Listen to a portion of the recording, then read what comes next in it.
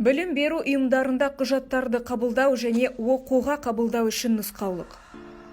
Алдымен eGov.kz порталында авторизациялаудан өтіңіз.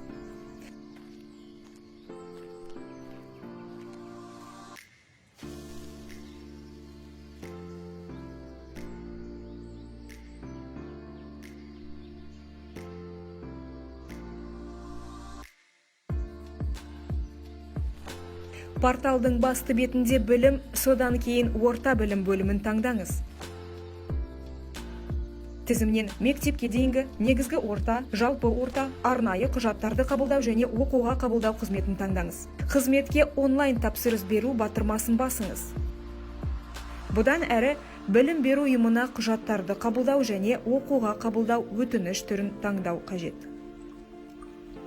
Өтініш кімнен берілетінін таңдаңыз.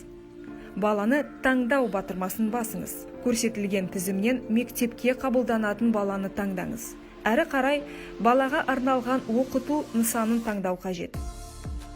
Міндетті жолдарды сыныпты, аймақты, ауданды, қалаған жалпы білім беру ұйымын және оқыту тілін таңдау қажет. Әрі қарай міндетті құжаттардың сканерленген көшірмелерін тіркеңіз. Көлемі 1 мегабайттан аспауы тиіс.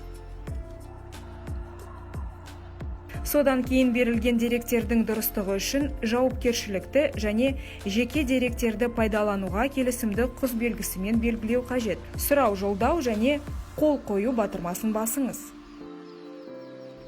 ЭЦқ немесе бір реттік пароль арқылы сұранымға қол қойыңыз.